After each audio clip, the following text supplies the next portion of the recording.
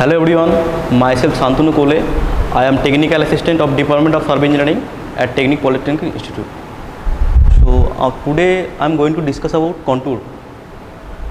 As আমরা জানি যে কন্ট্যুর লাইন হচ্ছে আমার একটা ইমাজিনারি লাইন, যেটা প্রত্যেকটার যে লাইনের উপর প্রত্যেকটা আরএল সমান।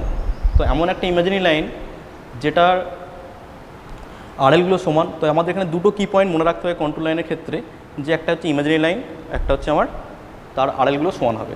ঠিক আছে, এটা অ্যাকচুয়ালি গ্রাউন্ডে দেখা যায় না, এটা আমাদের গ্রাউন্ড থেকে মেজার করে তার ড্রয়িং শিট বানাতে হয়। আর এই কন্ট্যুর লাইনে কি আমাদের বৈশিষ্ট্য, মানে কন্ট্যুর লাইনটা কেন বানায়, আমরা কন্ট্যুর লাইনের মাধ্যমে দেখে বুঝতে পাই যে গ্রাউন্ডের আন্ডুলেশনটা কেমন আছে।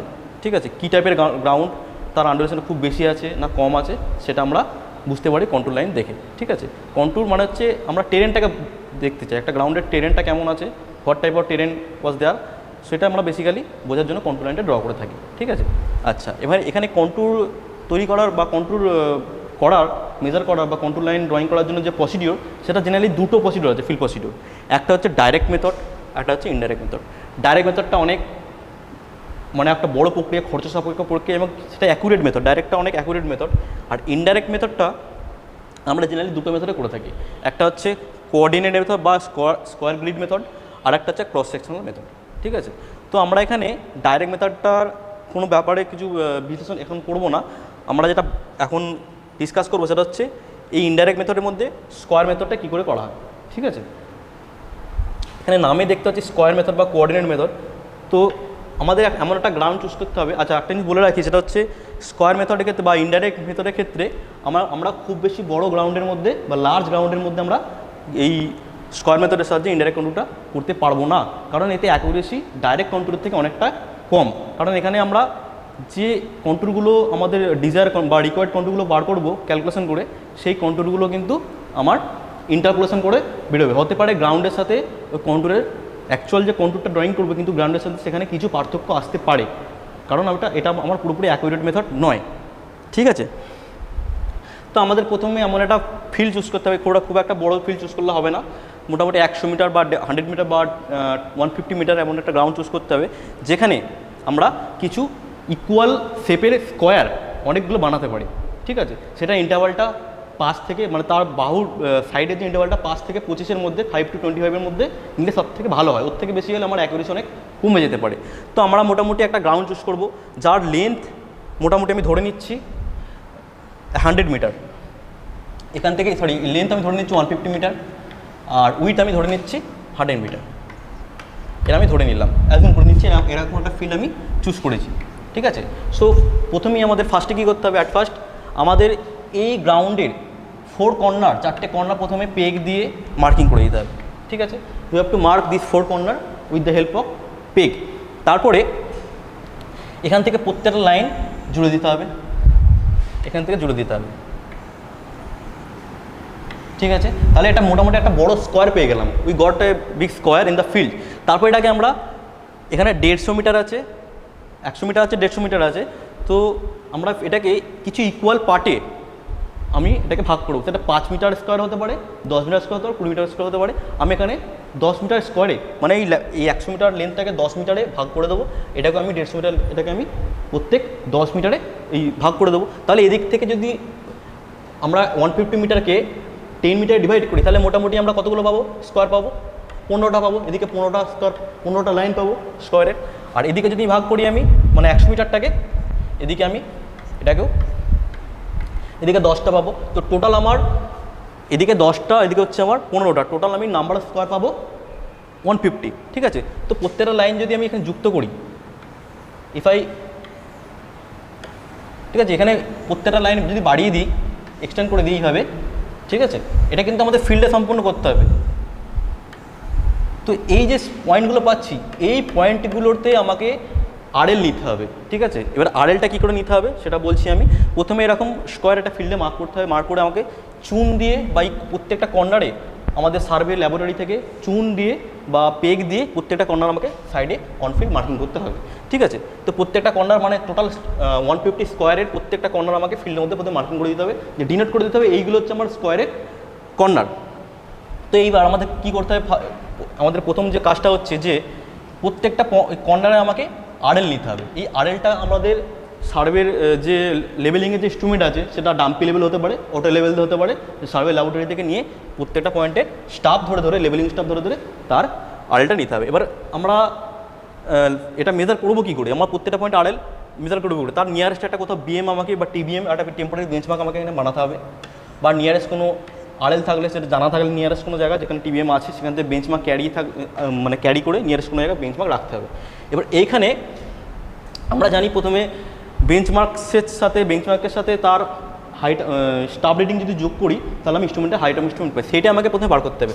তো এখানে বেঞ্চমার্ক যদি থাকে, আমার যে গ্রাউন্ডে কাজটা করবো সেই ফিল্ডের কাছে কোনো একটা ইনস্ট্রুমেন্টটা আমার ইনস্ট্রুমেন্ট বলতে আমার অটো লেভেল বা ডাম্পি লেভেল যে লেভেলিং ইনস্ট্রুমেন্ট আমি কাজ করবো সেটা এখানে বসাতে হবে। ঠিক আছে, তো ইনস্ট্রুমেন্টটা বসিয়ে এখানে আমি একটা স্টাফ ধরবো, লেভেলিং যে স্টাফগুলো হয় যে 4 মিটার বা 3 মিটার যে স্টাফগুলো আমরা ইউজ করি সেই স্টাফটা আমরা এখানে ধরবো। ধরার পর এটা কী করবো, প্রথমে এদিকে কাট করবো, কারণ প্রথম রিডিং হচ্ছে আমার ব্যাক সাইড। তো ব্যাক সাইড যে রিডিংটা পাচ্ছি, এই যে ব্যাক সাইড রিডিংটা পাবো, এখান থেকে যে ব্যাক সাইড রিডিংটা পাবো, ঠিক আছে, এই ব্যাক সাইড রিডিং আর এই ধরুন এই টিবিএমের আমি আরএল ধরে নিচ্ছি 100 মিটার। তো ব্যাক সাইড রিডিং সঙ্গে আরএল আমি যুক্ত করে কী পাচ্ছি, বিএম প্লাস ব্যাক সাইড, এটা আমি পাবো কি এইচআই, অর্থাৎ এই মেশিনের যে হাইট অফ ইনস্ট্রুমেন্ট, এই মেশিনের যে লাইন অফ কলিমেন্সের যে আরএলটা সেইটা আমি এইচআই পাবো। এই এইচআইটা একটা সেটআপে ফিক্স থাকবে। আমি ইনস্ট্রুমেন্টটা যতক্ষণ আমি এখান থেকে সরাচ্ছি না এই ইনস্ট্রুমেন্টে আমার এইচআইটা ফিক্স রয়ে গেল। এবার ইনস্ট্রুমেন্ট আমার কাজের জন্য রেডি হয়ে গেছে, এইচআই পেয়ে গেছি। প্রত্যেকবারে আমি এখানে স্টাফ ধরবো, আমি যেদিকে ইনস্ট্রুমেন্টটা বসাবো, যে সাইডে বসাবো সেই সাইড থেকেই আমি চেষ্টা করবো কাজটা শুরু করা, তাহলে আমার নিয়ারেস্ট পয়েন্ট থেকে আস্তে আস্তে দূরে চলে যাব। তারপরে এখান থেকে যে একজন স্টাফম্যানকে বলবো যে প্রত্যেকটা পয়েন্ট থেকে স্টাফ ধরতে কত রিডিং আসছে, জাস্ট এইচআই থেকে সেই আমরা আরএল নেক্সট পয়েন্টে আরএল কীভাবে ক্যালকুলেট করি, এইচআই থেকে HI minus is or FS equal to আমরা যে পয়েন্টে আরএলটা বাড়াবার চেষ্টা করছি সেই পয়েন্টে আরএল পেয়ে যাবো। সেখানে এইচআই আমি ফিক্স হয়ে জেনে গেছি। এই প্রত্যেকটা পয়েন্টে এখন আমি স্টাফ ধরবো, আইএস পাবো, ইন্টারমিডিয়েট সাইড পাবো, সেই ইন্টারমিডিয়েট সাইডগুলো থেকে এই এইচআই থেকে ইন্টারমিডিয়েট সাইডের যে রিডিংটা আমি মাইনাস করে আমি প্রত্যেকটা পয়েন্টে আরএলগুলো পেয়ে যাবো। তো আমার কাজ হচ্ছে এখানে আমার ইনস্ট্রুমেন্ট এক জায়গায় ফিক্স করা থাকবে, একজন স্টাফম্যান বা দুজন যদি স্টাফম্যান থাকে সে প্রত্যেকটা পয়েন্ট থেকে স্টাফগুলো ধরবে, আর সে কোন পয়েন্টে রিডিং দিচ্ছে সেই রিডিংগুলো শুধু খাতায় নোট করতে থাকবে। এবার প্রত্যেকটা পয়েন্টের আমি তার স্টাফিংটা পেয়ে যাচ্ছি, তার প্রত্যেকটা পয়েন্টে আরএল পেয়ে যাবো। এবার এখান থেকে যেহেতু ডিস্টেন্স অনেকটা বেশি 100 মিটার, এটা 150 মিটার, হয়তো ইনস্ট্রুমেন্টটা আমাকে আবার শিফট করতে হতে পারে। তো মাঝামাঝি কোনো একটা জায়গায় আর একটা টেম্পোরারি বেঞ্চমার্ক বানিয়ে এখান থেকে একটা চেঞ্জ পয়েন্ট করে নেবো। সেই চেঞ্জ পয়েন্ট থেকে আবার একই প্রসেসে নতুন করে ইনস্ট্রুমেন্ট বসিয়ে তার ব্যাক সাইড দিয়ে নতুন এইচআই থেকে পরবর্তী কাজগুলো করে নেবো। তো এইভাবে টোটাল ফিল্ডে যে স্কোয়ারের মাধ্যমে তার প্রত্যেকটা কর্নারে আমি আরএলগুলো তারপর ক্যালকুলেট করে ফেলবো। ঠিক আছে, এবার এই আরএল ক্যালকুলেট করার পর আরএলটা আমার ক্যালকুলেট হয়ে গেল। এবার খাতায় আমি এটা ড্রয়িং করতে পারি। ঠিক আছে, খাতায় বা আমাদের ড্রয়িং শিটে এই কন্ট্রোলটা করার জন্য আমরা ড্রয়িংটা করতে পারি। সো এবার নাও আমরা কি করব, আমাদের ফিল্ডের কাজ মোটামুটি কমপ্লিট, ফিল্ড থেকে ডেটা চলে এসেছে। এবার এই ডেটাটা দিয়ে আমরা কন্ট্রোলটা ইন্টারপোলেশন করে বানাবো। তো ধরা যাক আমি এখানে এই একটা স্কোয়ার আছে, ধরা যাক এই স্কোয়ারের আমি এটা অন্য একটা পেজে করছি যাতে দেখতে সুবিধা হবে।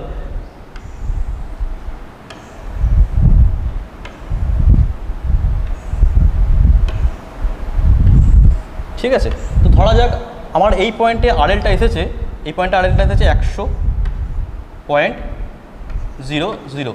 ঠিক আছে, এই পয়েন্টে এসেছে আমার 98, অর্থাৎ এই পয়েন্টটা 98.00। এই পয়েন্টে আমি ধরে নিলাম 95 এসেছে,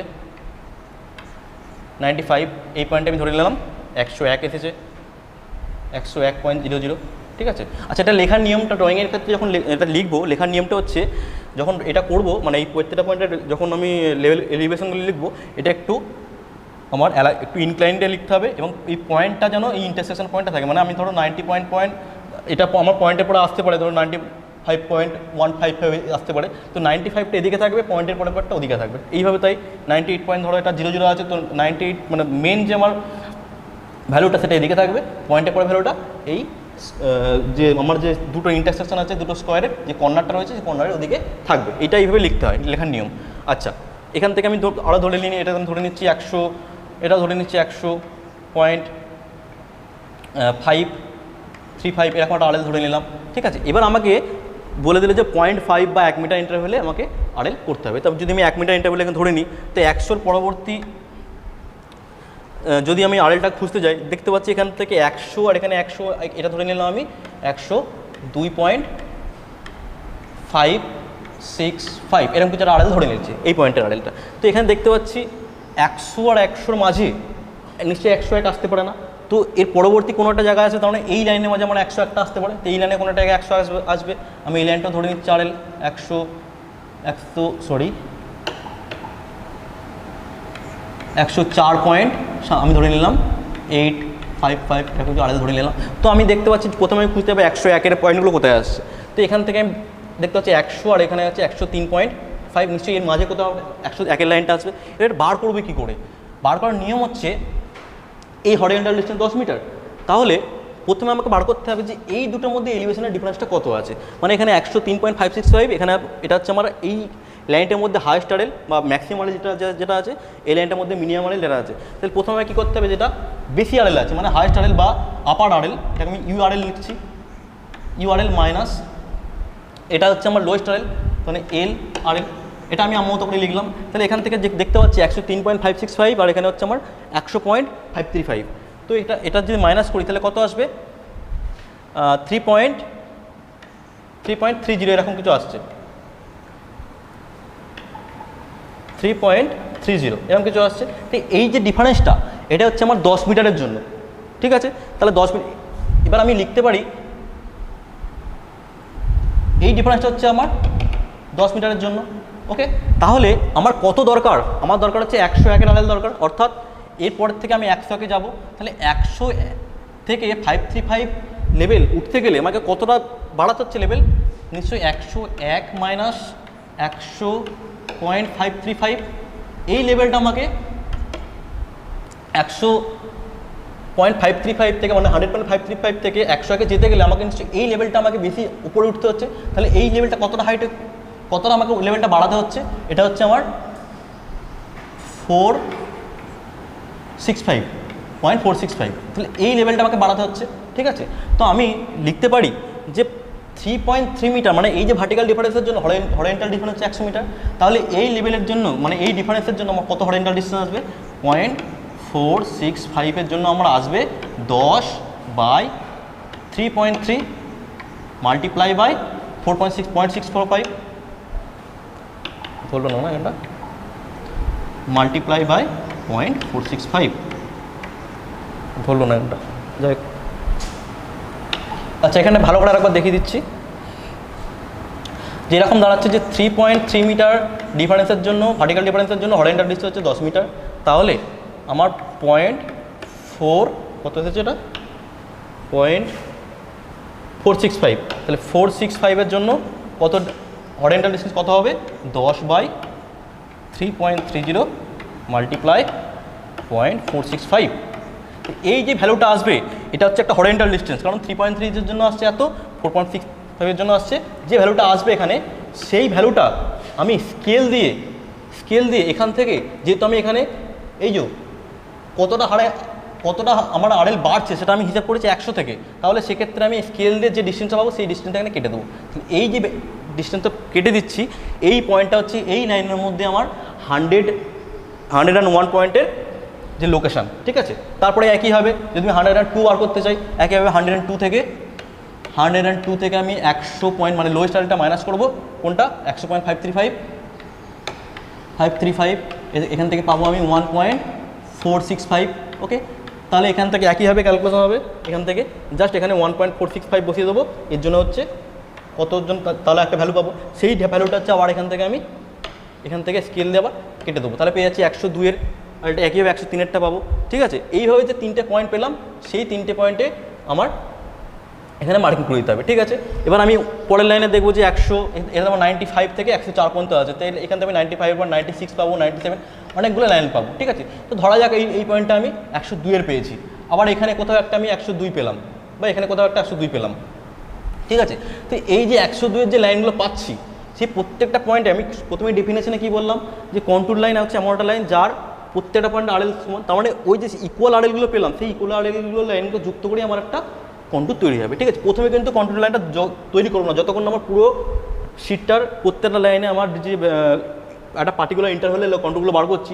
এটা আমি এখানে 1 মিটার বোঝালাম, সেটা 0.5ও করতে হতে পারে অ্যাজ পার ফিল্ড ডেটা। কারণ এখানে আমার যদি ফিল্ড হাইস্ট আরেল আর লোয়েস্ট আরেল যদি অনেক বেশি থাকে তাহলে আমি ইন্টারভ্যালটা বাড়িয়ে দিতে পারি, মানে 1 মিটার 2 মিটার করতে পারি। কিন্তু যদি ডিফারেন্সটা খুব কম থাকে তাহলে গ্রাউন্ডটা বোঝানোর জন্য আমরা 0.5 ইন্টারভ্যালও নিতে পারি।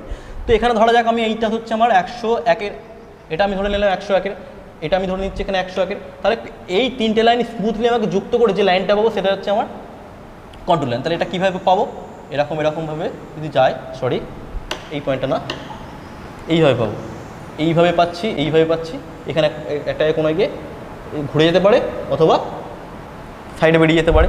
একইভাবে এখান থেকে দেখতে পাচ্ছি 100 এটা আছে, এখানে 95, এখানে কোনো একটা জায়গায় আমি ধর ক্যালকুলেট, এটা আমার ধরে যাক এই ভ্যালুটাই পাচ্ছি 98.525 এরকম একটা কিছু পেলাম। তো এটা 101 আছে, তাহলে এখানে নিশ্চয়ই আমি 101 আছে, এখানে কোনো এক জায়গায় 100 পাবো, এখানে কোনো জায়গায় 99 পাবো, 98 পাবো কোনো একটা জায়গায়। তো এখান থেকে দেখতে পাচ্ছি 100 আরেল রয়েছে, এখান থেকে 98, 95, মানে এদিকে বাড়ছে, তাহলে এখানে কোনো একটা জায়গায় আমি 100 পাবো।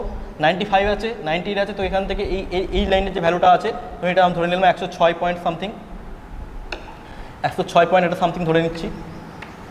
ঠিক আছে, তো এইখানে কোনো একটা আমি 100, এই যে 100 যে আরেলটা এখানে কোনো একটা পাবো কোনো একটা জায়গাতে। তো এইখান থেকে এই লাইনটা এভাবে যুক্ত করে এইভাবে আমার একটা কন্ট্রোল লাইন তৈরি হয়ে যেতে পারে। ঠিক আছে, তো এইভাবে আমাদের কন্ট্রোল লাইনগুলো তৈরি করতে হবে।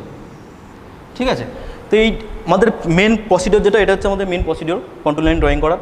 এবার এই ক্যালকুলেশনের যে পার্টটা রয়েছে, ক্যালকুলেশনের পার্টটা প্রত্যেকবার আমি তো এইভাবে করবো না, প্রত্যেকবার আমি দেখবো না যে এরকম 3.3 ভার্টিক্যাল কত হচ্ছে, হরিজন্টাল ডিসটেন্স কত আছে। তো এটার একটা আমি খুব সহজ পদ্ধতি একটা ফর্মুলা বানিয়েছি। ফর্মুলাটা তোমরা নিজের মতো মানে নিজেদের মতো করতে পারো। সেই ফর্মুলাটা হচ্ছে, এখানে আমি দেখতে পাচ্ছি এই 10টা কি, 10টা হচ্ছে হরিজন্টাল ডিসটেন্স। এটা কি, এটা হচ্ছে দুটোর মধ্যে হাইস্ট আরেল আর লোয়েস্ট আরেলের মধ্যে ডিফারেন্স। এটা হচ্ছে আমার লোয়েস্ট আরেল থেকে যে আরেলটা বার করতে হচ্ছে রিকোয়ার্ড আরেল, তার ডিফারেন্সটা। তো এখান থেকে আমি লিখতে পারি যে কন্ট্যুর তার লোকেশানটা, তার যে কন্ট্যুরটা বার করতে যাচ্ছি তার লোকেশানটা বার করার জন্য এখান থেকে বার করতে পারি ডি বা এল, মানে হচ্ছে আমার length of the equal side, মানে এই লেন্থটা। এটা কিন্তু একটা যখন কন্ট্রোল করবো স্কোয়ার মেথডে, তো এই লেন্থটা কিন্তু ফিক্স, পুরো ড্রয়িংটার ক্ষেত্রে এই ডি বা এলটা হচ্ছে ফিক্স। আচ্ছা, পরবর্তী হচ্ছে আমার এটা কি, এটা হচ্ছে হাইস্ট আরএল, মানে একটা গ্রিডের মধ্যে এই দুটোর মধ্যে যেটা বেশি, এটা হচ্ছে এটা 103.565, এটা হচ্ছে 100.535। তো সেক্ষেত্রে আমার এটা হচ্ছে 103.535 যেটা রয়েছে সেটা হচ্ছে আমার হাইস্ট আরেল, এটা হচ্ছে লোয়েস্ট আরেল। তো হাইস্ট আরেল মাইনাস লোয়েস্ট আরেল, এটা হচ্ছে আমার হয়ে গেল মাল্টিপ্লাই বাই। এবার আমি সবসময় নিজে প্রিফার করি কি লোয়েস্ট আরেল থেকে ক্যালকুলেট করা, তাতে আমার সুবিধা আছে। কি সুবিধা না, জিনিসটা গুলিয়ে যাবে না। একবার হাইস্ট আরেল থেকে করতে যাচ্ছি, স্কেল দিয়ে মাপতে যাচ্ছি, একবার লোয়েস্ট আরেল থেকে করতে যাচ্ছি, তাদের জিনিসটার মধ্যে একটা মিসআন্ডারস্ট্যান্ডিং চলে আসতে পারে। তো সেক্ষেত্রে সবসময় যেটা করতে ইচ্ছুক, যদি হাইস্ট আরেল থেকে করতে চায় সে হাইস্ট আরেল থেকে করতে পারে, লোয়েস্ট আরেল থেকে করতে গেলে লোয়েস্ট আরেল থেকে করতে পারে। তো আমি নিজে প্রেফার করি লোয়েস্ট আরেল থেকে করার। তো এখানে আমার রিকোয়ার্ড আরেল বা ডিজায়ার আরেল যেটা লিখতে পারি, আমি লিখলাম রিকোয়ার্ড আরেল, আর ফর রিকোয়ার্ড আরেল মানে যে আরেলের কন্ট্রোলটা আমি বাড়াতে চাইছি তার সেই ভ্যালুটা মাইনাস লোয়েস্ট আরেল। তো এই যে ফর্মুলাটা ইউজ করে আমরা আমার যে রিকোয়ার্ড কন্ট্রোলটা থাকবে তার লোকেশনটা বার করতে পারি। কি আরেকবার বলে দিচ্ছি ফর্মুলাটা, ডিজায়ার ডিস্টেন্স অথবা length highest RL minus lowest RL multiply ব্র্যাকেটে রিকোয়ার্ড আরেল। এইটা হচ্ছে আমার যে লাইনে কন্ট্রোলটা বার করতে যাচ্ছি, অর্থাৎ এখানের মধ্যে এই আমি যেন 101টা খুঁজতে যাচ্ছি, তো 101-এর ভ্যালুটা হচ্ছে আমার এখানে রিকোয়ার্ড আরেল, এখানে মাইনাস হচ্ছে লোয়েস্ট আরেল। তো এই যে ভ্যালুটা পাবো, এই ভ্যালুটা আমাকে স্কেল দিয়ে এখান থেকে লোয়েস্ট আরেল দিয়ে মেপে নিতে হবে। তো এই পজিশনটা হচ্ছে 101-এর, যদি আমি 102 বার করতে চাই তো এই পজিশনটা হচ্ছে 102, এটা এখান থেকে স্কেল দিয়ে মেপে নিতে হবে, বার করতে হবে। ঠিক আছে, তো এইভাবে আমার পুরো কন্ট্রোল সমস্ত পয়েন্টগুলো বার করতে হবে। বার করার পর তার এইভাবে লাইনগুলো যুক্ত করে আমার কন্ট্রোলটা পাবো। আচ্ছা, এখানে কন্ট্রোলটা যখন করবো, এবার এই ভ্যালুটা কি, আমি তো প্রত্যেকবার দেখতে পারি এটা কত করতে গেছে, তখন ভ্যালুটা কী করতে হবে, এরকম মাঝামাঝি জায়গায় কিছু জায়গায় মুছে বা এরকম কিছু জায়গায় মুছে, ঠিক আছে, তাই ভ্যালুটা লিখে দিতে হবে। সেটা কী হলে, এটা হচ্ছে আমার 101-এর, তাহলে আমি লিখতে পারি এটা এইভাবে এখানে আছে 101, তাহলে এটা লিখে দিতে পারি এই লাইনটার মাঝেই একটুখানি জায়গা মুছে দিয়ে 101 লিখে দিতে পারি। এখানটাতেও 101, ঠিক আছে। যেহেতু অনেকটা বড় যদি ড্রয়িংটা হয়, একটা লাইন থেকে খুঁজতে পারবো না যে এটা কোথায় লেখা আছে, এরকম কিছু কিছু জায়গায় এটা নির্দিষ্ট একটা ডিস্টেন্সে লিখে দিতে পারি। এটা আমার যেমন ধরা যাচ্ছে কত এটা করেছিলাম 100, এটা হচ্ছে 101 101 না 102 করেছিলাম, ঠিক আছে। তো এখানটা আমি মুছে দিয়ে, ঠিক আছে, 102 এরকম কিছু কিছু জায়গা মুছে দিয়ে আমি 102 মাঝখানে লিখে দেবো। তাহলে বোঝা হবে যে এই যে আরএলটা বা এই যে লাইনটা হচ্ছে আমার 101 বা 102 হচ্ছে আমার কন্ট্রোল লাইন। এটা 102 হয়ে গেল। তো এইভাবে আমার স্কোয়ার মেথড বা কোঅর্ডিনেট মেথডের মাধ্যমে আমরা কন্ট্রোল লাইনটা ড্রয়িং করব, ঠিক আছে। এবার হচ্ছে চলে আসি ড্রয়িংয়ের পার্টে। আচ্ছা, ড্রয়িং সেটটা কেমন হবে? যেমন দেখালাম এখানে as per I show in this figure, so পুরো ড্রয়িং শিটটা ঠিক তেমনই হবে। আচ্ছা, এটা একটা ফুল A1 সিট হবে, ঠিক আছে, একটা ফুল A1 সিট। মার্জিন যেমন দিতে হয় সেটা বলছি না, নেম প্লেট, ঠিক আছে। এইখানে তোমাদের গ্রিডটা টানতে হবে, তার আগে উপরে কিছুটা জায়গা ছেড়ে দিতে হবে। এই জায়গাটা তোমাদের ছেড়ে দিতে হবে কিসের জন্য? আমরা টাইটেলের জন্য কি লিখবে, যে contour by square grid method, ঠিক আছে।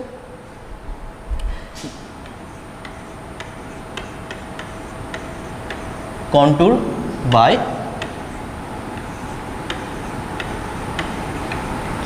স্কোয়ার গ্রিড মেথড,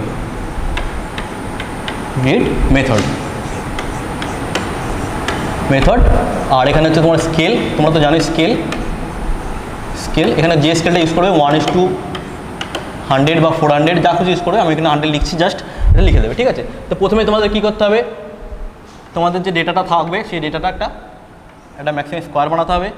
তার স্কোয়ার সেটা আমরা এখানে 10 মিটার ইন্টারভ্যাল নিয়েছি, এখানে এটা ধরো আমাদের 150 মিটার, এটা হচ্ছে 150 মিটার, তার লেন্থটা এটা হচ্ছে আমার 100 মিটার, যেমন দেখালাম আগেরটাতে, ঠিক সেইভাবেই, হ্যাঁ, এইভাবে স্কোয়ারটা টেনে নিতে হবে, ঠিক আছে।